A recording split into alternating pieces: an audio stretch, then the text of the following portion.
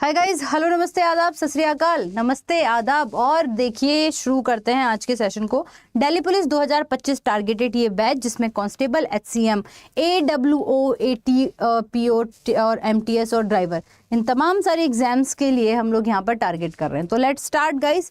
जय माई की भाई, जय माई की। रिमझिम भी आ चुकी है और रजनी भी यहाँ पर है, नीरज मैम का बॉडीगार्ड भी आ चुका है, अभय भी आ चुके हैं। तो जितने भी लोग हैं जो दिल्ली पुलिस की तैयारी कर रहे हैं, देखिए दोस्तों, दिसंबर के पहले ये वैकेंसी हो जाएगी और आपके पास में 2026 के पहले हाथ में एक सुनिश्चित जॉब होगी। अगर आप अपने एग्जाम की तैयारी को बेहतरीन कर रहे हैं तो रेगुलरिटी बनाए रखिए।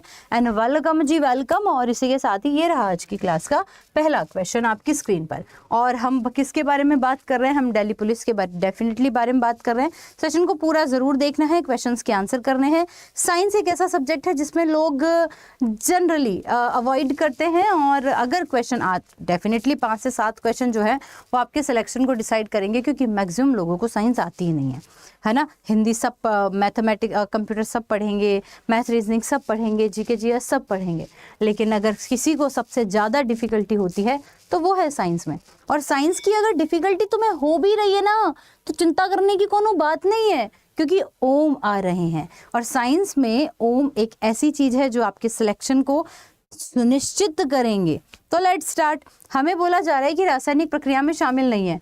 मैं बार बार इस बारे में जिक्र कर रही हूँ कि 9th क्लास की साइंस की एनसीईआरटी बुक की 2nd चैप्टर और 2nd चैप्टर के आखिरी लाइन में ये रासायनिक प्रक्रिया लिखी हुई है, चाहे हिंदी माध्यम हो, चाहे इंग्लिश माध्यम, है ना। तो रासायनिक प्रक्रिया की बात कर रहे हैं, केमिकल चेंजेस की बात कर रहे हैं। केमिकल चेंजेस एक ऐसा चेंजेस होता है जो पदार्थ की अवस्था बदलता है, पदार्थ का लिक्विड बदलता है, पदार्थ की अवस्था, पदार्थ ठोस है, सॉलिड है, लिक्विड है, सब बदल देता है, रंग बदल देता है, कलर बदल देता है, रिएक्शन बदल देता है, प्रॉपर्टीज बदल देता है, सब बदल देता है। तो यहाँ पर हम किसके बारे में बात कर रहे हैं? तो हम लोग यहाँ पर बात कर रहे हैं रासायनिक प्रक्रिया में शामिल नहीं है। तो सांस की प्रक्रिया रासायनिक प्रक्रिया में शामिल नहीं है। मोमबत्ती अगर पिघल गई तो वापस से आप उसे सॉलिड कर सकते हो, है ना। तो ये वाला चेंजेस जो है वो फिजिकल चेंजेस होता है, यानी कि भौतिक परिवर्तन होता है। तो आपसे पूछा भी तो भौतिक परिवर्तन था। मोमबत्ती जल रही है तो आप उसे वापस नहीं प्राप्त कर सकते हो, तो ये केमिकल रिएक्शन है। खाना पच गया तो आलू खाया था, बनाया कुछ और, तो कुछ और से वापस थोड़े ना आलू बना दोगे, तो वो रिएक्शन वापस नहीं हो सकती। तो उसी को ही तो हम लोग कह रहे हैं कि ये भी केमिकल रिएक्शन है। आप भी सोचते होंगे ना, मैडम कैसे कैसे एग्जाम्पल देती हो, है ना। फिर बात करें श्वसन की प्रक्रिया। ली ऑक्सीजन थी लेकिन निकाली CO2 है, तो तुम्हारी हिम्मत हो तो इस CO2 को वापस ऑक्सीजन में कन्वर्ट करके बता दो। नहीं कर सकते ना, बस यही तो बात आप लोगों को ध्यान रखनी है। तो हम कहेंगे कि ए यहाँ पर करेक्ट आंसर हो जाएगा। अगला प्रश्न है कि चीनी को घोलना किसका उदाहरण है? बताओ किसका उदाहरण है? तो dissolving sugar is an example of. तो चीनी को घोलना किसका उदाहरण हुआ? तो चीनी घुल गई। ये भी 9th क्लास की एनसीईआरटी की किताब के 2nd चैप्टर का एग्जाम्पल है ना। तो ये वाली चीज भी आपको ध्यान रखनी है दोस्तों। अगर, है ना, मुझे लग रही नहीं क्लास, ये क्या आपको लगा नहीं ये क्लास है? ये क्या बात हुई? फिर क्या है भाई? एंड गाइस, सेशन शेयर करना है। ये वाली चीज आपको ध्यान रखनी है कि चीनी जो है वो बेसिकली किसका घोल का एग्जाम्पल है। तो चीनी जब घुल जा रही है तो चीनी को आप वापस प्राप्त कर सकते हो क्या? घुली हुई चीजों को आप वापस प्राप्त कर सकते हो क्या? बिल्कुल कर सकते हैं। रेडॉक्स क्यों बात कर रहे हो भाई? चीनी अगर घुल गई तो फिर वापस आप उसे वापस उबाल लो पानी को, पानी ऊपर निकल जाएगा, कटोरे में चीनी बच जाएगी। तो कटोरे में चीनी बच गई, पानी को तो इवेपोरेट कर दिया ना, तो चीनी बच गई, तो चीनी हमें मिल गई, घुली हुई चीनी वापस मिल गई।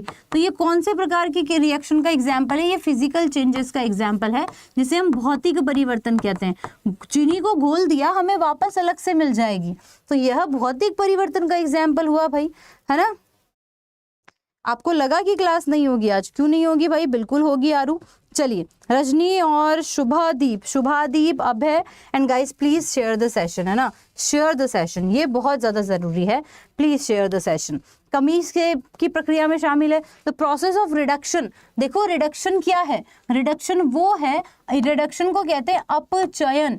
क्या कहते हैं? अपचयन भी कहते हैं। अपचयन की प्रक्रिया में हाइड्रोजन का एडिशन होता है ना, ऑक्सीजन निकलती है। ये वाली चीज भी ध्यान रखनी है। पॉजिटिव चार्ज वाले जितने भी आयन होते हैं उनका भी एडिशन होता है, नेगेटिव चार्ज वाले जितने भी एलिमेंट्स होते हैं वो सब निकलते हैं। ये वाली चीज ध्यान रखनी है। तो रिडक्शन की प्रक्रिया में शामिल है हाइड्रोजन का जुड़ना। हाइड्रोजन अगर जुड़ रहा है तो उसे रिडक्शन का ही एग्जाम्पल कहेंगे। हद कर दी। आपका नाम नहीं लेते हम, राजपूत राणा जी, ले लिया, क्या दिक्कत है? नाम लेने में क्या दिक्कत है? ले लिए हैं, बताइए। ओके बॉडीगार्ड जी, will try it and guys share the session, है ना। और लाइक तो करो भाई। दिल्ली पुलिस के लिए पढ़ रहे हैं पर जरूरी नहीं है कि सिर्फ आप दिल्ली पुलिस के लिए ही पढ़ें। आप दिल्ली पुलिस के अलावा अगर CGL, CHSL, MTS, है ना, इन सभी एग्जाम की भी तैयारी कर रहे हैं तो आप डेफिनेटली पढ़ सकते हैं। अच्छा, हाइड्रोजन अगर ऐड हो रही हैं तो रिडक्शन है, लेकिन आपको एक बात बताऊं, अगर आप ऑक्सीडेशन की बात करते हो, यानी कि ऑक्सीकरण, तो नाम से ही पता लग रहा है। यहाँ पर देखो हाइड्रोजन जुड़ रहा था, यहाँ पर हाइड्रोजन निकलेगा, है ना। यहाँ पर ऑक्सीजन निकल रही थी, यहाँ पर ऑक्सीजन ऐड होगी। यहाँ पर पॉजिटिव चार्ज ऐड हो रहे थे, यहाँ पर पॉजिटिव चार्ज निकलेंगे, है ना। और यहाँ पर नेगेटिव चार्ज वाले जुड़ रहे थे और यहाँ पर नेगेटिव चार्ज वाले ऐड हो जाएंगे। तो इसका डेफिनेटली अपोजिट होता है, इसका पूरी तरह से अपोजिट जो है वो हो जाएगा। एक पता हो तो दूसरा स्वतः ही पता कर सकते हैं। और तमाम मित्रगण श्रोतागणों को मैं बता दूं कि पहले ये क्लास रात में 9 बजे हुआ करती थी, अब ये क्लास जो है वो दोपहर में 4 बजे चल रही है, बस इतना सा फर्क है। ठीक है, चलिए। ओके जी, ओके, मैं भी यही कह रही हूँ। तो प्रायोरिटी देनी पड़ेगी ना यहाँ पर। रिक्स, शॉर्ट्स एंड व्लॉग अगर हाइड्रोजन दे ही रखा है तो प्रायोरिटी वाइज आप हाइड्रोजन को आंसर करेंगे। हम एग्जाम में क्वेश्चन इसलिए टिक नहीं करते कि सही है, हम इसलिए भी टिक करते हैं कि प्रायोरिटी वाइज हमें क्या आंसर करना है ना। चलो आंसर बताओ फटाफट से। अब बोला जा रहा है ऑक्सीकरण एक प्रक्रिया है जिसमें शामिल है, अब वहां पर भी यही रहेगा कि ऑक्सीजन को जोड़ना। अब ऑक्सीकरण ही बोला है तो ये बोलेंगे ना कि ऑक्सीजन का योग, प्रायोरिटी फिर ऑक्सीकरण में हमें ऑक्सीजन को देना पड़ेगा और रिडक्शन में प्रायोरिटी हम और जो है वो हाइड्रोजन को दे देंगे। समझे कि नहीं समझे ये बताइए पहले तो, जल्दी से बता। राधे राधे RK जी, बस हो गया, अब मैसेज भी कीजिए, पढ़िए भी। शुभादीप, शुगर बोल रही हूँ, सागर। चलिए अगला क्वेश्चन तुम बताओगे मुझे। अमोनियम फॉस्फेट का फॉर्मूला आपसे पूछा है। किसका पूछा है? अमोनियम फॉस्फेट का आंसर कीजिए।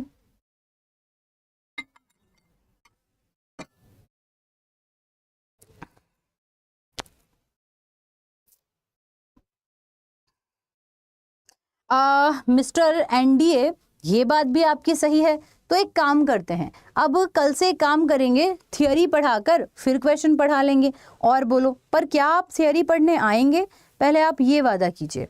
चलो, और अभी तो वैसे भी मैंने आपको कहा था कि ये प्रीवियस ईयर क्वेश्चंस है और प्रीवियस ईयर क्वेश्चंस को तो भाई इसी तरीके से पढ़ाना पड़ेगा, है ना। चलिए आंसर कीजिए फटाफट से। हाँ जी,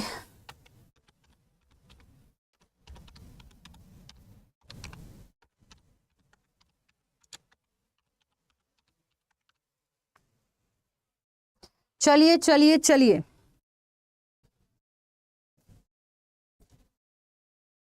आंसर करो आंसर करो आंसर करो। क्या यहाँ पर करेक्ट आंसर रहेगा? तो अमोनियम फॉस्फेट पूछा है, तो ये वाली चीज आपको यहाँ पर ध्यान रखनी है। अमोनियम फॉस्फेट का फॉर्मूला होगा NH4 3PO4, है ना। तो ये आपका C यहाँ पर करेक्ट आंसर हो जाएगा। आप रेगुलर हैं, चलो डन, गॉट इट, ये करते हैं फिर, है ना। फिर बोला जा रहा है कि नीली लॉ जो है वो किस धातु के साथ में आती है? नीला रंग आते ही आपको एक ही चीज का यहाँ पर ध्यान रखना है। ओके, चलिए लखवीर आंसर करो। अभय, शालू, अमन, रजनी, शालू, रिमझिम, योगेश। चलिए, हाँ जी,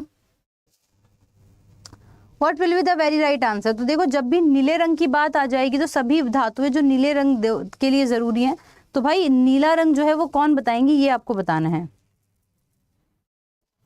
साइंस की स्पेलिंग गलत है राजपूत राणा जी, बाकी तो सब ठीक है। मैडम आप साइंस अच्छा पढ़ा रही हैं, अच्छी बात है। कॉपर, क्या सही में कॉपर हो जाएगा? सोडियम का नाम नेट्रियम होता है, नेट्रियम के नाम पे इसका नाम Na पड़ा है। और लोहा जिसे हम आयरन कहते हैं, है ना, ये वाली चीज देखो, आयरन और आयोडीन में भी डिफरेंस है, ये भी बहुत सारे बच्चों को समझना होगा। और यहाँ पर अगर नीली लॉ की बात करें तो डेफिनेटली कॉपर, क्योंकि एनसीईआरटी की 9th क्लास के फर्स्ट चैप्टर है ना, साइंस की किताब के फर्स्ट चैप्टर के अंदर ये लिखा हुआ है कि कॉपर जो है वो बेसिकली कौन सी ज्वाला के साथ जलता है, नीली ज्वाला के साथ जलता है। ये वाली चीज भी आपको यहाँ पर ध्यान रखनी है। फिर बोला जा रहा है कि पानी बनाने के लिए ऑक्सीकरण के साथ में हाइड्रोजन की प्रक्रिया होती है।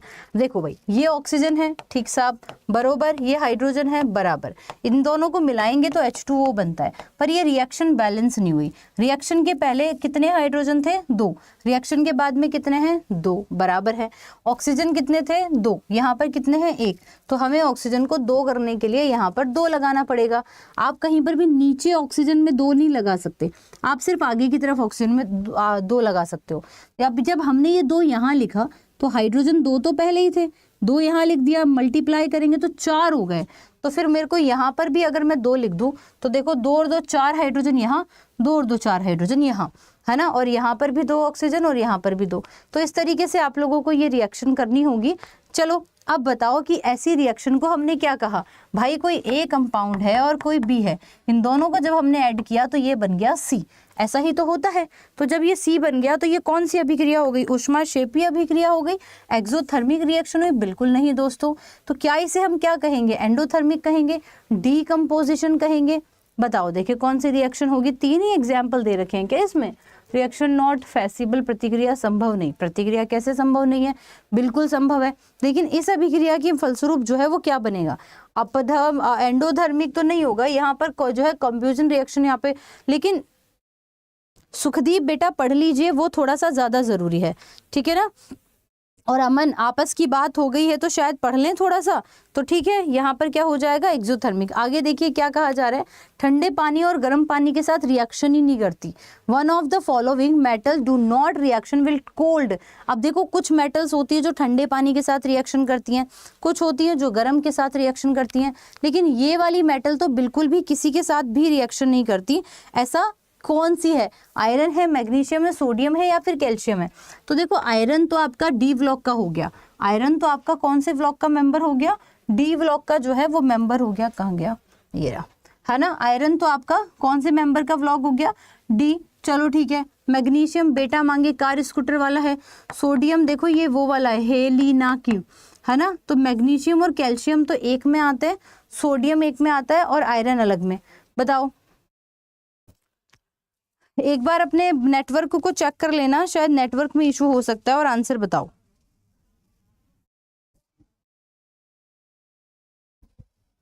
आंसर करो दोस्तों।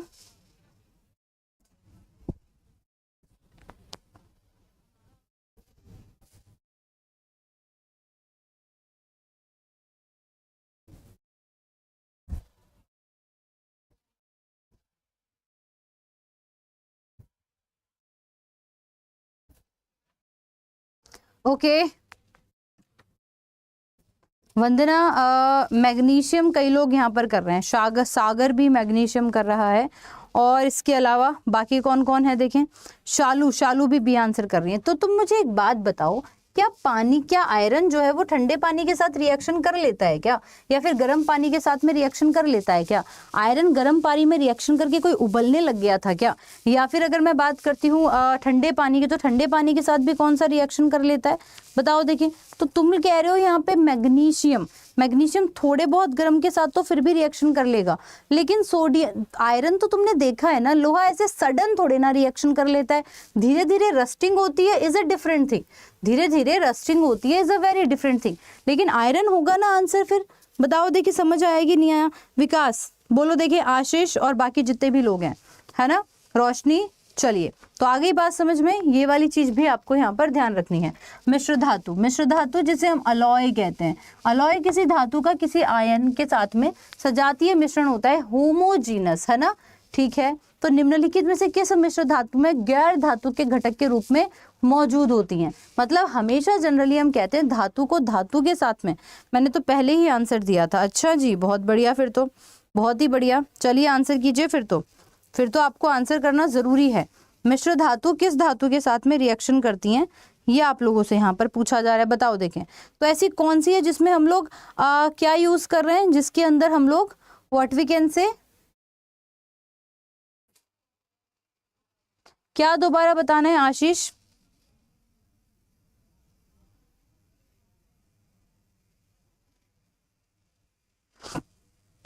अरे बाबा, आप लोगों से यहाँ पर पूछा जा रहा है कि अलॉय जो होती है, कौन सी अलॉय का एग्जाम्पल नहीं है, या तो ये मान लो, या फिर आप लोग यहाँ पे ये मान लो जिसके अंदर हम लोगों ने किसके साथ में, मिश्र धातु में नॉन मेटल का भी यूज किया है। आपको पता होना चाहिए जब हम स्टील की बात करते हैं तो स्टील के अंदर आयरन तो होता ही होता है, लेकिन आयरन के साथ में हम कहते हैं कि परसेंटेज ऑफ कार्बन भी होता है। आयरन के साथ में हम लोग कहते हैं कि परसेंटेज ऑफ कार्बन भी होता है। ये वाली चीज भी आप लोगों को यहाँ पर ध्यान रखनी है। सो यहाँ पर स्टील करेक्ट आंसर नहीं हो जाएगा। और एक और चीज मैं आपको बताती हूँ, ये जो स्टील होता है ना, ठीक है ना, बोलो सागर आंसर करो फटाफट से। Very good very good very good.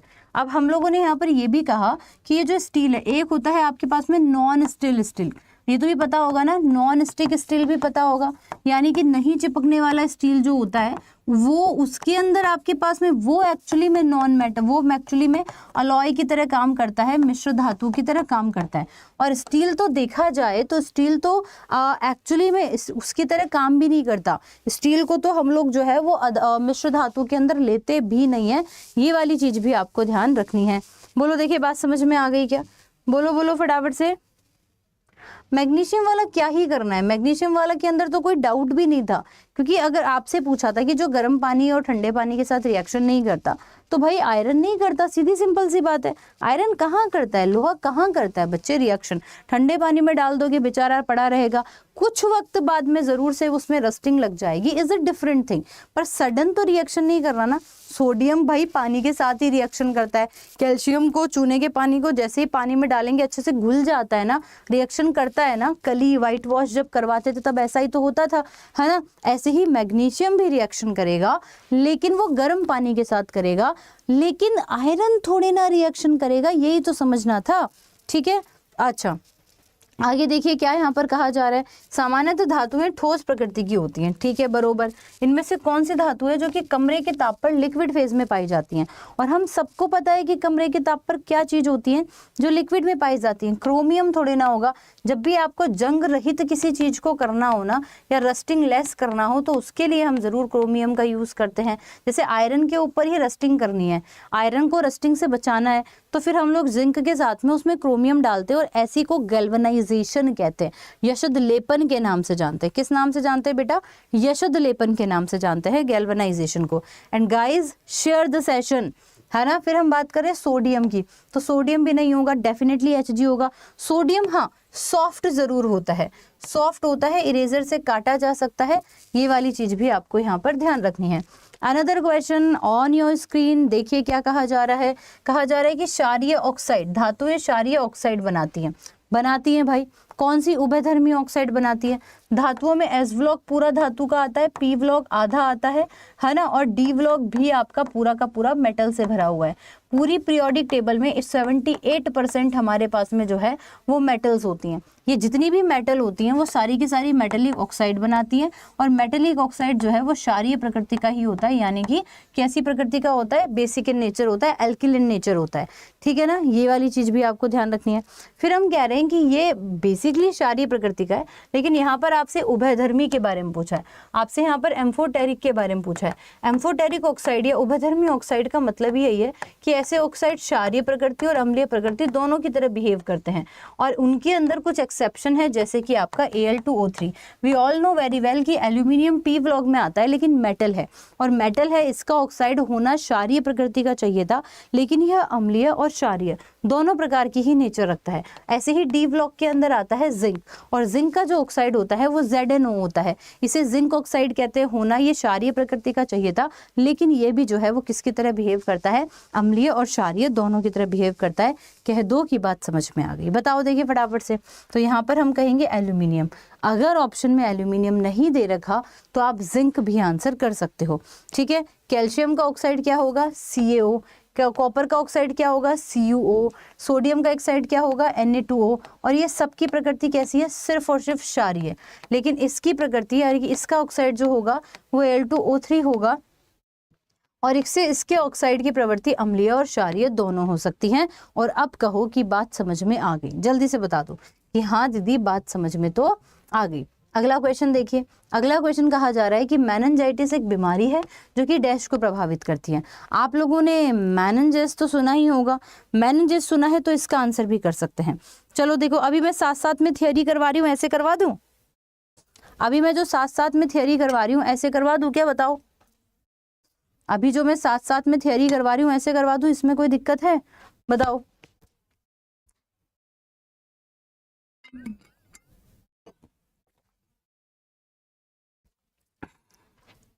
तो भाई मेनिंजाइटिस की बात कर रहे हैं तो क्या किडनी की बीमारी होगी? नहीं होगी। जिगर की बीमारी, दिल की बीमारी, या फिर ब्रेन की बीमारी? तो मेनिंजाइटिस ब्रेन की बीमारी होती है, ठीक है ना। ये वाली चीज भी आपको ध्यान रखना है। आपको पता है मेनिंजेस ना ब्रेन के ऊपर एक लेयर होती है उसको कहते हैं, लेकिन दिल यानी कि हार्ट, और हार्ट के ऊपर एक लेयर होती है ना। Very good mister NDA, very good, है ना। हार्ट के ऊपर जो होती है उसे हम पेरिकार्डियम कहते हैं। हार्ट के ऊपर जो लेयर होती है उसे हम पेरिकार्डियम के नाम से जानते हैं। ऐसे ही तुम्हारे लंग्स के ऊपर भी एक मेम्ब्रेन होती है जिसे हम प्यूरल मेम्ब्रेन के नाम से जानते हैं। किसके नाम से जानते हैं बेटा? प्यूरल मेम्ब्रेन के नाम से जानते हैं। और ये वाली चीज भी आप लोगों को ध्यान रखनी है, ठीक है। चलिए AK अलॉन और गाइस शेयर द सेशन। इतने कम बच्चों में कैसे काम चलेगा, फटाफट से शेयर कीजिए। धातुओं को पतले तारों में खींचने की क्षमता को क्या कहा जाता है? The ability of metals to be draw into thin wire is known as. तो धातुओं को पतले तारों में खींचने की व्यवस्था को क्या कहते हैं? धातुएं अगर पतले तारों के अंदर खींच रही हैं और तार के अंदर खींची जाती है तो उसको हम डक्टाइल कहते हैं क्या, बताओ? उसे हम ना ही तो जो है उसे हम कंडक्टिविटी तो बिल्कुल नहीं कहेंगे, हम उसे डक्टाइल कहेंगे, या फिर क्या है ये, जिनरसिटी और मैलिएबिलिटी। तो अब तुम बता दो भाई क्या यहाँ पर करेक्ट आंसर होगा, बताओ। तो हमने तार में खींच लिया तो उसे तन्यता कहते हैं इन हिंदी। अब इंग्लिश में बताओ क्या कहेंगे, डक्टिलिटी कहेंगे या फिर मैलिएबिलिटी कहेंगे, बताओ? डक्टिलिटी कहेंगे या फिर मैलिएबिलिटी कहेंगे? तो खींचने की बात कर रहे हैं ना, और खींचने की व्यवस्था को हम लोग जो है वो किस नाम से जानते हैं? उसे हम डक्टिलिटी के नाम से जानते हैं, यानी कि बी यहाँ पर करेक्ट आंसर हो जाएगा। सबसे ज्यादा डक्टाइल कौन होता है आपको ध्यान रखना है, ऑरम होता है। और सबसे ज्यादा मैलिएबल यानी कि आघात वर्धनीय कौन होगा? तो वो एल्यूमिनियम होगा। ऑरम कितने नंबर पे आ रहा है? 79 पे। तो 80 नंबर पे कौन आता है?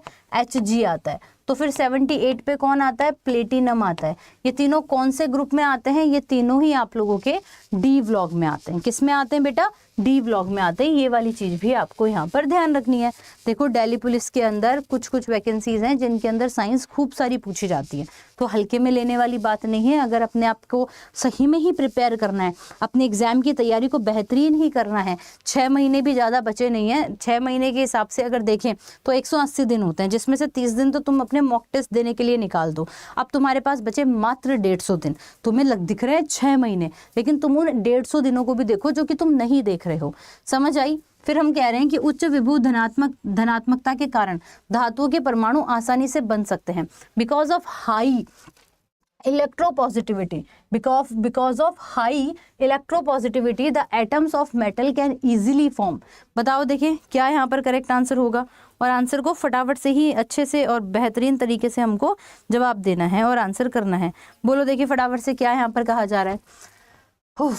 तो उच्च विद्युत धनात्मकता के कारण धातु अपनी परमाणु से आसानी से बन सकते हैं। तो भाई धनात्मकता ना, तो डेफिनेटली पॉजिटिव चार्ज कब आएगा? जब इलेक्ट्रोपॉजिटिव यानी कि सकारात्मक होंगे। ये इलेक्ट्रॉन डोनेट करते हैं, ये इलेक्ट्रॉन डोनेट करते हैं। वेरी गुड एनडीए, ठीक है, ओके। तो ये वाली चीज हमको ध्यान रखनी है। देखो मैं एक छोटा सा एग्जांपल देती हूँ। जितनी भी मेटल्स होती है ना, आपको मैं बताती हूँ, जितनी भी मेटल्स है। अब मेटल कहाँ पर है? एस ब्लॉक में भी है, पी ब्लॉक में भी है और डी ब्लॉक में भी है। पूरा डी ब्लॉक मेटल का है, पूरा एस ब्लॉक मेटल का है, पी ब्लॉक हाफ है जो कि मेटल का है। मेटल जितनी भी मेटल्स होती हैं, जितने भी एस ब्लॉक होता है, एस ब्लॉक में कौन आता है? हेलिना, की, रूबी, से, फ्रेंडशिप। पी ब्लॉक में कौन आता है? बेटा, मांगे, कार, स्कूटर, बाप, रोया, रोजी, है ना। ऐसे ही आपके पास में पूरा डी ब्लॉक है। ये सारी की सारी जितनी भी मेटल्स होती है ना, ये हमेशा ध्यान रखना ये इलेक्ट्रॉन डोनेट ही करती हैं, और ये इलेक्ट्रॉन डोनेट करती हैं तो इन सब पे पॉजिटिव चार्ज आता है, और जो इलेक्ट्रॉन डोनेट करेगा उनके पास खाली जगह रह गई, और खाली जगह रह गई और इन्होंने इलेक्ट्रॉन दिए हैं तो डेफिनेटली बॉन्ड बनाएंगे। इलेक्ट्रॉन डोनेट अगर करते हैं या तो डोनेट करेंगे या शेयरिंग करेंगे। अगर डोनेट कर रहे हैं तो पॉजिटिव चार्ज आएगा, जैसे कि आयनिक बॉन्ड बना रहे हैं। आयनिक बंध हमेशा धातु और अधातु के बीच में बनता है, पहली चीज तो ये। और जो शेयरिंग करते हैं वो सहसंयोजक या फिर आप इसे कह सकते हैं कोवैलेंट बॉन्ड बनाते हैं। सहसंयोजक या फिर हम कह सकते हैं कोवैलेंट बॉन्ड बनाते हैं। ये वाली चीज भी आप लोगों को यहाँ पर ध्यान रखनी है। अगला क्वेश्चन देखते हैं कि क्या यहाँ पर कहा जा रहा है कि अमलगम किसका सजातीय मिश्रण है। Amalgam is the homogeneous mixture of, तो अमलगम किसका सजातीय मिश्रण है ये आपको ध्यान रखना है। अमलगम, सोना कभी भी पिघलता नहीं था, सोना किसी के साथ मेल्ट नहीं होता, सोना किसी के साथ रिएक्शन नहीं करता। जो किसी के साथ रिएक्शन नहीं करता, जो किसी के साथ मेल्ट नहीं होता, वही तो भाई वही से उसी से तो ज्वेलरी बनेगी। कि भाई ज्वेलरी बना लिए काली पड़ गई, क्या मतलब। इसीलिए प्लेटिनम महंगा है, इसीलिए सोना महंगा है, क्योंकि ये हर किसी के मुंह नहीं लगता, ये हर किसी के रिएक्शन नहीं करता, इसलिए सोना जो है वो महंगा है। अब सोना किसी के साथ रिएक्शन ही नहीं करता। आपको पता है किंग ऑफ एसिड कौन है? HNO3। भाई साहब ये इसको भी कहता है कि हु आर यू, है ना, उसके साथ भी रिएक्शन नहीं करता। किंग ऑफ केमिकल को बुलाया गया H2SO4 को कि भाई साहब आप आ जाइए, आपके साथ देखिए रिएक्शन कर ले, तो सोना कहता है हु आर यू, मैं किसी के साथ बात नहीं करता।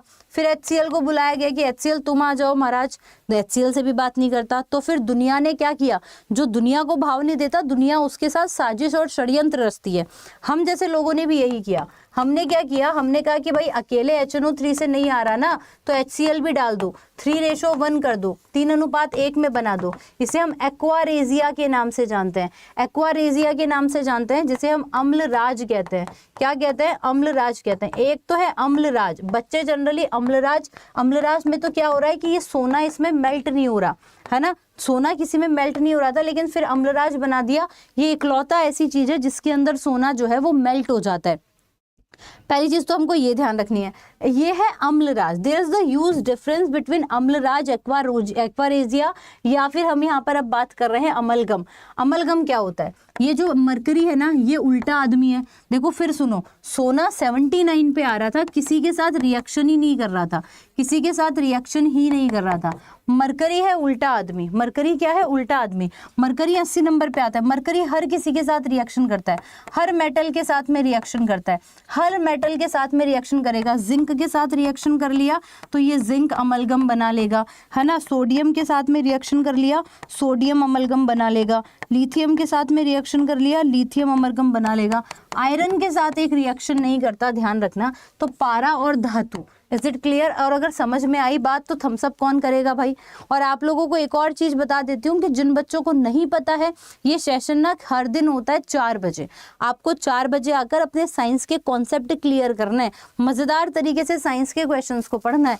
समझ में आ रही है बात कि नहीं आ रही है? Is it clear? तो थम्स अप करो चलो फटाफट से कि दीदी बात तो समझ में आ गई। तो there is the difference between अमलराज एंड अमलगम। अमलराज कॉल्ड एक्वारेजिया, और अमलगम वो है जहां पर मरकरी आपस में रिएक्शन करता है। In Hindi and in English both are same, called amalgam. Is it clear? अच्छा, आपको बोला जाता है कि पारे को क्यों नहीं लेकर जाते फ्लाइट्स वगैरह में। एयरप्लेन वगैरह के अंदर जा रहे हो और वहां पर ना कुछ कुछ चीजें निषेध हैं कि ये तो लेके जानी नहीं है। जैसे कि पारा, अगर तुम मरकरी को प्लेन में लेकर चले गए और आपको पता है कि मरकरी फट से रिएक्शन कर लेता है हर किसी के साथ। अब पारे के अब जो आपका प्लेन है, एयरप्लेन है, एयरप्लेन का जो एयरप्लेन जो है उसके अंदर क्या है, उसके अंदर जो है वो बॉडी तो एल्यूमिनियम की है, एल्यूमिनियम के साथ लिथियम भी है, लिथियम के साथ में कुछ क्रोमियम, जिंक भी होगा, थोड़ा आयरन भी होगा, ऐसी सारी धातुओं से मिलकर जो है वो बना है। और उस धातु, उस अलॉय को कहते हैं ड्यूलुरोमीन। तो ड्यूलुरोमीन नाम की धातु, मिश्र धातु से मिलकर आपका प्लेन बना हुआ है। अब क्या हुआ, मरकरी जो है, मान लो किस कोई बंदा लेकर मरकरी कोई बंदा लेकर गया और गिर गया आंगन में गिर गया, तो हमें तो पता है ना कि हमारा प्लेन जो है वो एल्यूमिनियम का मिलकर बना हुआ है। मरकरी एल्यूमिनियम को डिसॉल्व कर देगा, घोल देगा लिटरली अपने अंदर। वहां की एल्यूमिनियम इस मरकरी में मिल गई और उस प्लेन के अंदर छेद हो गया। अब जो है वो एटमॉस्फेरिक प्रेशर, क्योंकि हवा में उड़ रहा है तो बाहर का जो है सारी की सारा प्रेशर वो उस होल के माध्यम से अंदर आएगा, आपके प्लेन का जो बैलेंस है वो बिगड़ेगा और धड़ाम। समझ आया? इसलिए कभी भी प्लेन के अंदर, वैसे तो मना ही करते हैं, ध्यान रखते हैं, लेकिन तुम छिपा छिपूगे मत लेके जाना, खुद तो मरोगे और 100, 150, 500, 400, 700 को लेके और मरोगे। द्रवीकरण विधि द्वारा धातु को शुद्धिकरण किसके अंतर पर आधारित है? बात समझ में आई कि नहीं आई? पहले तो ये तो बताओ मुझे। तो आपसे पूछा जा रहा है भैया कि द्रवीकरण मतलब लिक्विडफाइड कर रहे हैं, लिक्विडाइजेशन कर रहे हैं, तो उसको तो मेल्टिंग पॉइंट कहेंगे ना। मेल्ट हो गया, मेल्टिंग पॉइंट वो टेम्परेचर जिस पर कोई सॉलिड ना मेल्ट होता है, वो जिस पर कोई सॉलिड मेल्ट होता है। और जो लेट आए हैं बच्चे उनको मैं बता देती हूँ कि ये सेशन हर दिन होता है और कितनी बजे होता है। दिल्ली पुलिस के लिए है, आप CGL, CHSL, CPO, MTS के लिए पढ़ सकते हैं, और इसके अलावा ये हर दिन 4 बजे होता है। Is it clear? तो हर किसी को डेली आना होगा। तो हमने कह दिया कि गलनांक यहाँ पर करेक्ट आंसर हो जाएगा। ओके, पॉलीमर, हालांकि आपको कहा जाता है कि 10वीं तक की साइंस आएगी, लेकिन यहाँ भी पागल बना दिया। 12th क्लास की केमिस्ट्री की NCERT बुक का आखिरी चैप्टर है आपका पॉलीमर, 14th चैप्टर है ना। वहां से भी आपसे क्वेश्चन पूछा जाता है, और ये क्वेश्चन वहीं से ही कि फर्स्ट टाइल बनाने के लिए हम किस पॉलीमर का यूज करते हैं। बोलो देखिए फटाफट से, फर्स्ट टाइल बनाने के लिए हम किस पॉलीमर का यूज करते हैं? बोलो देखिए फटाफट से कि क्या यहाँ पर करेक्ट आंसर हो जाएगा। बोलो बोलो बोलो बोलो बोलो, तो क्या यहाँ पर करेक्ट आंसर होगा? आंसर करो।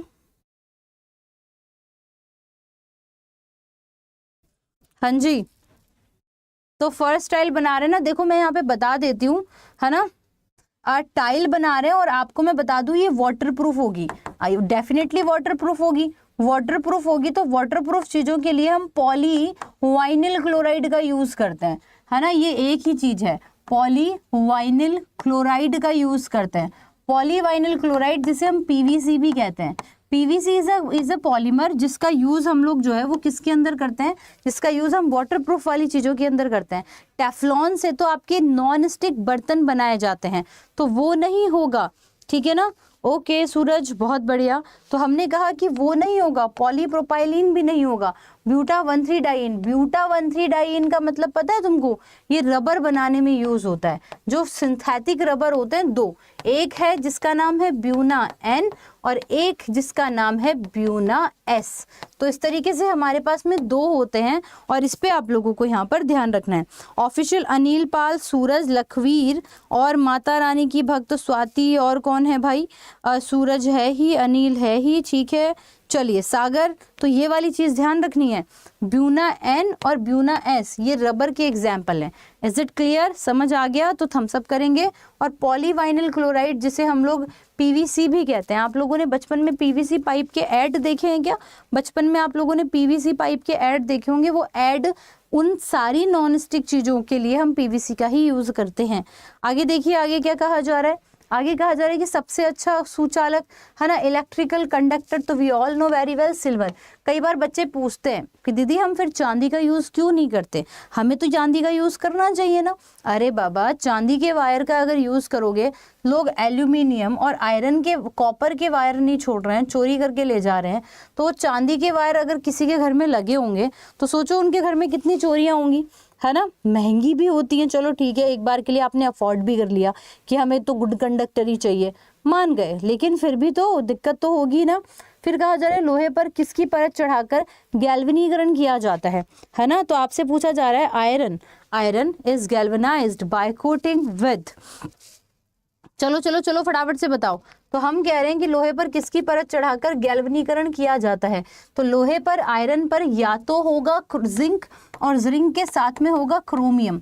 तो जिंक के साथ में क्रोमियम होगा, तो हम लोग यहाँ पर क्रोमियम भी दे रखा है और जिंक भी दे रखा है, तो प्रायोरिटी वाइज किसको आंसर करना पड़ेगा? जिंक को आंसर करना पड़ेगा। 9th क्लास की एनसीईआरटी का फर्स्ट चैप्टर है ना, वहां पर लिखा हुआ है पीतल, और पीतल जो है वो किससे मिलकर बना हुआ है, तो आपको ध्यान रखना है पीतल मिला है जिंक और कॉपर से, और साफ साफ लिखा है कि 70% तो उसके अंदर कॉपर होता है और 30% उसके अंदर जिंक होता है। तो ये जितने भी क्वेश्चन मैं पढ़ाती हूँ और जितने भी क्वेश्चन मैं लाती हूँ वो सारे के सारे एनसीईआरटी से होते हैं, और आप यकीन मानिए कि एनसीईआरटी से बाहर कोई किताब नहीं जाती। ये वाली चीजें ध्यान रखनी है, कोई एग्जाम एनसीईआरटी के बाहर नहीं जाता। एक बच्चा पूछ रहा है कि साबुन का फॉर्मूला क्या होगा। साबुन हम सोडियम स्टेरेट या फिर पोटेशियम स्टेरेट के नाम से जानते हैं, और इसका फॉर्मूला जैसे कि अब नहाने वाला साबुन अगर बना रहे हो तो उसका फॉर्मूला अलग होगा, और कपड़े धोने वाला साबुन है तो उसका फॉर्मूला अलग है। नहाने वाला साबुन होगा तो C17H35COO हो जाएगा, और अगर कपड़े धोने वाला साबुन बना रहे हो तो C17H35COO Na हो जाएगा। तो ये दोनों ही चीजें आप लोगों को यहाँ पर ध्यान रखनी है, इसमें कोई दिक्कत, कोई शक, कोई तकलीफ, कोई परेशानी, कोई रुकावट नहीं होगी। चलो चलो शेयर करो, 100 तो बच्चे कर ही सकते हैं। कमरे के ताप पर द्रव अवस्था में, द्रव अवस्था में बुध में नहीं करो, मरकरी, जिसे जनरली इसका नाम क्या है, हाइड्रेजीनियम, इसे हाइड्रेजीनियम कहते हैं, ध्यान रखना आप लोग। एल्यूमिनियम तो हार्ड होती है, सोडियम सॉफ्ट होती है बट लिक्विड नहीं होती हैं, ये वाली चीज भी हमको यहाँ पर ध्यान रखनी पड़ेगी। 80 नंबर पर आती हैं वह जो हथेली पर रखने पर पिघल जाती हैं। हथेली पर कोबाल्ट पिघला, मर्क्यूरी पिघला, निकल पिघला या फिर गैलियम, तो गैलियम हाथ पर रखने पर पिघल जाएगी। हाँ बिल्कुल, डेंसिटी सबकी अलग अलग होगी, इसमें तो कोई दिक्कत ही नहीं है। तो हम यहाँ पर करेक्ट आंसर क्या करेंगे, गैलियम यहाँ पर करेक्ट आंसर कर देंगे। स्टेनलेस स्टील, अभी तो बता रही थी कि भैया आयरन होगा, फिर परसेंटेज ऑफ कार्बन होता तो सिर्फ स्टील होता, लेकिन अगर परसेंटेज ऑफ कार्बन के अलावा आपके पास में कुछ क्रोमियम होगा, कुछ जिंक होगा, तो आप लोग कह सकते हैं कि हाँ वो स्टेनलेस स्टील है। तो लोहा, निकल, क्रोमियम, तो ये सब आपके स्टेनलेस स्टील का एग्जाम्पल होते हैं। अगला क्वेश्चन देखते हैं कि क्या यहाँ पर पूछा जा रहा है। चलो चलो बताओ फटाफट से कि क्या यहाँ पर करेक्ट आंसर हो जाएगा। एसके इंडियन गेमर बेटा पढ़ ले, है ना, वो ज्यादा जरूरी है। दिल्ली पुलिस की तैयारी कर रहे हो तुम तो सीरियस होना तो बहुत ज्यादा सख्त जरूरी है। अच्छा, सेशन को लाइक जरूर से कर दीजिएगा। और निम्नलिखित में से कौन सा गुण सामान्यतः धातुओं द्वारा प्रदर्शित नहीं होता। धातु इलेक्ट्रिक कंडक्टर होती हैं। धातु डलनेस बोला है ना, डलनेस कहाँ होती है, धातुओं में तो अपनी एक चमक होती है ना, धातुओं में तो चमक होती है।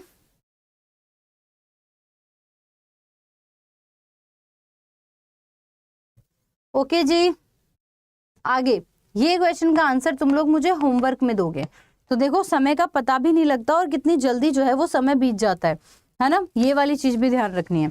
देखो दोस्तों, आज दिल्ली पुलिस का बैच चालू हो रहा है और आज ना 15 तारीख है, आज से ही बैच शुरू है। तो जितने भी हमारे मित्रगण सखे संबंधी हैं और दिल्ली पुलिस की तैयारी कर रहे हैं, तो यहाँ पर जहाँ पे मैसेज कर रहे हो ना, वहां पर एक लिंक दे रखा है और वो दिल्ली पुलिस का है, ठीक है ना। तो अब हम लोग यहाँ पे कह रहे हैं कि आप लोग ऑल कोर्सेज में गए, यहाँ पर गवर्नमेंट की लिस्ट में एसएससी दिखाई दे रहा है। एसएससी एग्जाम की लिस्ट में आप लोगों को यहाँ पर दिल्ली पुलिस भी दिखाई दे रहा होगा। इस दिल्ली पुलिस पे आपने क्लिक कर लिया और ये रहा आपका विजेता बैच। अगर कांस्टेबल की तैयारी कर रहे हो तो ये रहा विजेता बैच।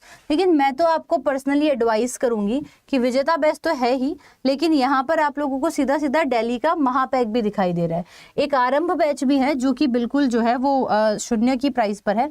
बाकी दिल्ली पुलिस का महापैक है, इसमें भी आप एनरोल कर सकते हैं, है ना। और इसमें अगर आप एनरोल करना चाहते हैं, जिसमें हेड कांस्टेबल, ड्राइवर, एमटीएस और दिल्ली पुलिस के सारे एग्जाम्स के बैचेस हैं, मतलब ये जितने भी बैचेस आपको यहाँ दिखाई दे रहे हैं ना, कहाँ पर मैं बता देती हूँ, जितने भी बैच आपको ये यहाँ पर विजेता बैच जो कि कांस्टेबल, एमटीएस का, एचसीएम का, ये कांस्टेबल ड्राइवर का है ना, ये सारे बैच आपको इस महापैक में मिल जाते हैं।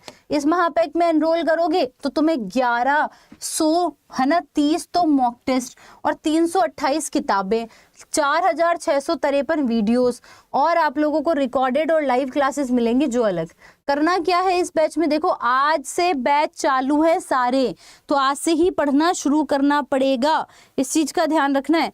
और देखो सुनो, अगर आप यहाँ पर एक कूपन कोड लगाते हो ना, और कूपन आपको कौन सा लगाना है मैं वो भी बता देती हूँ। अगर आप यहाँ पर कूपन कोड लगाते हैं Y698 और अप्लाई कर देते हैं तो ये बैच तुम्हें 1300 रुपये नहीं देने, 1300 रुपये नहीं देने। तो फिर हमें कितने रुपए देने हैं ये भी एक बार बता देते हैं। 1300 रुपये देने ही नहीं है, हमने Y698 कोड लगाया, ये बैच हमें मात्र 1100 रुपये का पड़ेगा। ठीक है, पहली चीज तो ये। अच्छा, एक और चीज सुन लो भाई, एक और चीज सुन लो। कोई ऐसा है कि नहीं मुझे तो दिल्ली पुलिस का महापैक नहीं चाहिए, मैं तो कांस्टेबल की तैयारी कर रहा हूँ, तो मेरे को तो जो है वो कांस्टेबल वाला बैच चाहिए। तो ठीक है, अपन कांस्टेबल वाला बैच लेंगे ना। फिर कांस्टेबल वाले बैच में क्या करना है, वही आपको यहाँ पर मॉक टेस्ट पर 25 मिल जाएंगे, वहाँ 1100 से ज्यादा मॉक टेस्ट मिल रहे थे। ठीक है ना, बिल्कुल पढ़ सकते हो, बिल्कुल मिश्रा डेफिनेटली पढ़ सकते हो बेटा, है ना। बाय नाउ के ऑप्शन पे क्लिक किया और यहाँ पर हमने कोड लगा दिया, कोड हमने लगाया Y698, अप्लाई कर दिया, ये बैच पड़ेगा 400 रुपये का। दोस्तों अभी से बैच, आज की तारीख से बैच चालू है, अब भी ज़्यादा लेट हो उससे पहले है कि आप एनरोल करो और पढ़ना शुरू करो। हमें मात्र 180 दिन है, जिसमें से 30 दिन सिर्फ तैयारी के लिए चाहिए, 150 दिन है थियोरी के लिए। आप सोचो समझो विचार करो। अब अगला बैच आएगा तब 1 महीना हो चुका होगा, यानी कि फिर 30 मतलब फिर 150 दिन ही बचेंगे, फिर एक्चुअली में 120 दिन ही बचेंगे तुम्हारे पास तैयारी करने के लिए। तो ये वाली सारी चीज़ें आप लोगों को यहाँ पर ध्यान रखनी है। सो गुड लक, अच्छे से पढ़िएगा, ध्यान से पढ़िएगा, धन्यवाद। और हाँ, ये सेशन हर दिन होता है